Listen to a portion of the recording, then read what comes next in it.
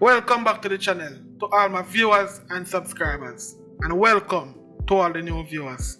In today's video, we're going to take a look at the SSL and FSC scam, where the legendary Usain Bolt lost $12 million among other investors. During this investigation, it's clear to me that nepotism is the order of the day in Jamaica, so stay tuned because you definitely don't want to miss this information.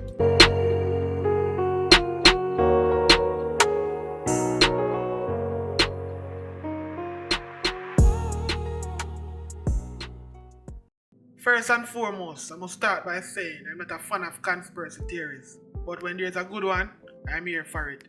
And you guys will see what I mean shortly. In order for understand the magnitude of this scam, there are certain key things that we have to know. So basically, what is SSL and what is FSC? So just chill back and let me enlighten you guys of what these agencies are about. SSL stands for Stock Security Limited. It's the second oldest securities dealer in Jamaica, and they are the pioneer in US dollar investment for their client. So basically, they are investment and money management firm. So if you have a couple of millions and you don't know where to put it, or you don't want to put it in a traditional bank and you want to invest it, these are the place where you go. The SSL don't just offer purchasing of stock or money management. They also offer IPOs. And we must remember SSL is a private fund. It's not a government institution. And the other one now we have FSC, that's the Financial Services Commission. This is a government institution. It's like the management, it's like the agency the government put in place to manage all financial institutions across Jamaica. So basically them are the boss for all of the financial institutions, or should be the overseer for the financial institution. So if them now treat them customer, if the private companies like SSL now treat them customers right, or as it relates to the regulation of the Jamaica, FSC would have step in and clamp down or punish them or do what they're supposed to do. So now that's we get to understand what is SSL and what is FSC and their function, their rules and function in Jamaica. Now we are going to look on the board at SSL, and here's so the problem start. The first panelist, we have a man by the name of Hugh Crosskerry. He's the founder and also the executive chairman of the SSL board. He also previously sat on the board of directors for the Jamaica Stock Exchange, and there so the conflict of interest coming because he's the owner of a private equity fund and also a board member of the Jamaica Stock Exchange. So he basically have an advantage to feed investment fund make more money because if you sat on the board as a director, obviously you have information as to which stock you're supposed to invest in your private equity funds. Then we have Jeffrey Coban. This man now he work at almost all the financial institutions in Jamaica. He work at NCB, he work at Pan Caribbean, he work at Sagicor, and now he is the chairman of SSL board. True power is not money, it's connection. So you have to understand that for him work in a managerial position in all of them big financial institutions here. You have to understand that he have link with governments, he have link with the head of each one of them financial institutions here. So each one of them look out for each other, and each one of them just meet all of them mix up in the same circle. So you expect none of them to come and out each one of them. Them always cover for them one another. The next panelist, we have the group CEO, a man by the name of Zachary Hardy. This man, he resigned from the position about 4 to 5 months ago in 2022.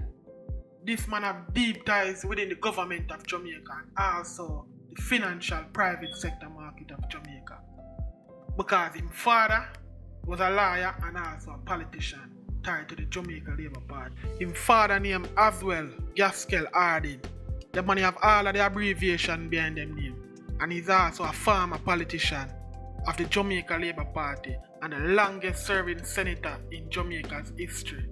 And he is also the first person to serve as the president of the Senate for 2 consecutive tenures from 1980 to 1984 and from 2007 to 2011. So you know the deep political ties that man have in Jamaica. So but you don't know from him father was once a politician in the JLP, you don't know that him have a link with the now Prime Minister. The entire Harding family is involved in politics in Jamaica because as I can see, it's as well senior and his wife. His wife was also the custos of Kingston.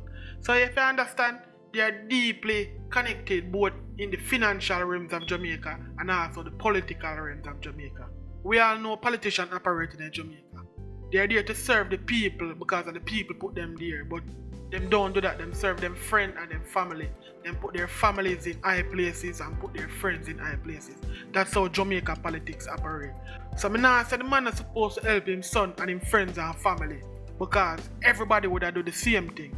So long as them keep it within their private sector, we not have a problem with that. If you want to know who one man know next man say I am son, we not have a problem with that. But when you bring it come in the government now, we have to deal with the governance of the people of Jamaica. And that's where the problem step in, and that's where the nepotism really step in. So as I said before, Zachary Harding, he left SSL a couple months ago. I wonder if him know whether transpire or what come to the light, make him leave and go and run for him own private company. So with Harding being the CEO, he must have knowledge of the balance sheet and all of the investment portfolio within the company. So Gene and can't just get up and liquidate Usain Bolt money, even though we don't know in what instrument Usain Bolt had his money at SSL. Remember, Usain Bolt was robbed of $12 million and it's not Usain Bolt is the only person who lost money at SSL.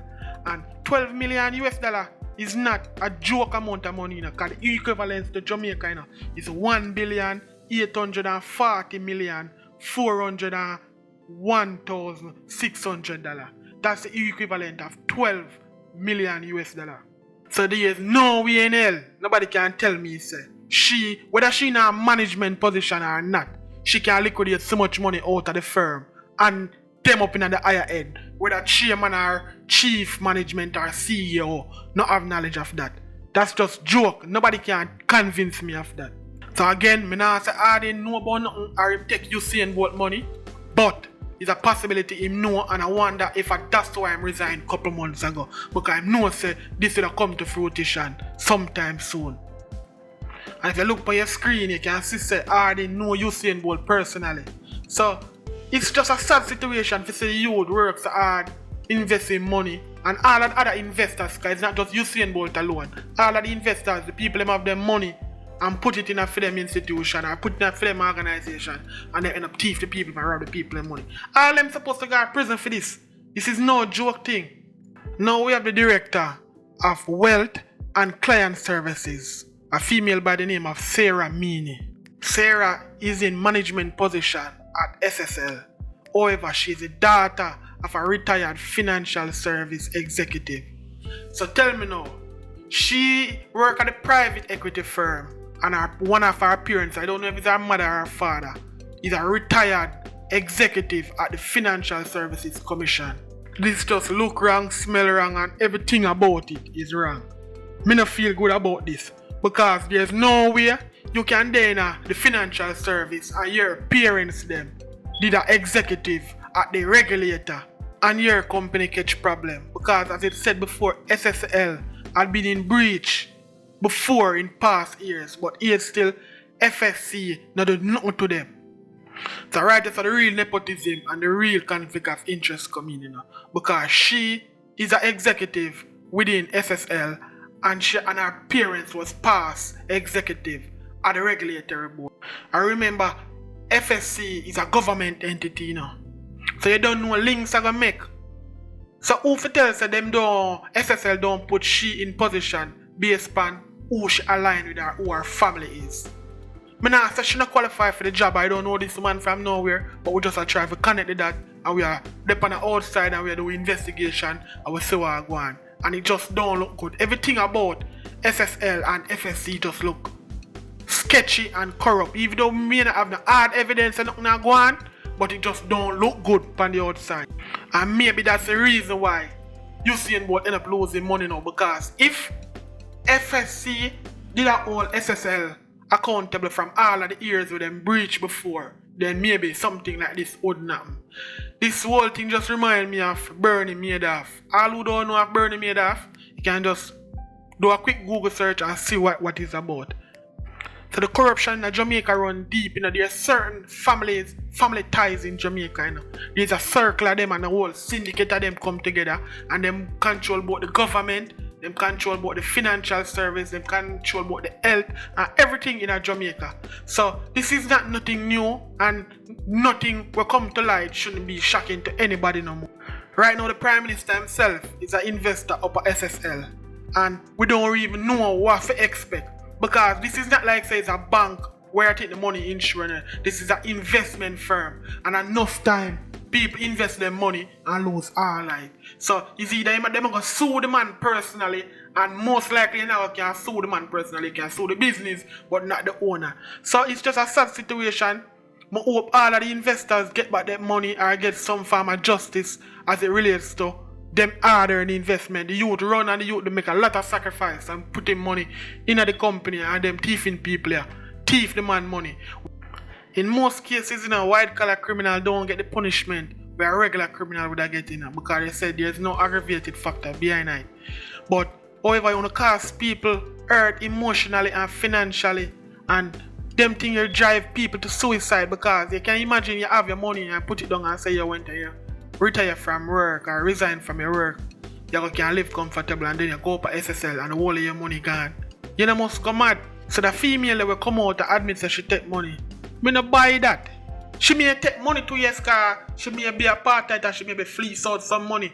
But the money of this magnitude, me no feel like say she can take out this without others, without the higher up or the hierarchy in the company know about it. You can't convince me about that. That's stupid. Anybody believe that not have much sense or not put much thought into it.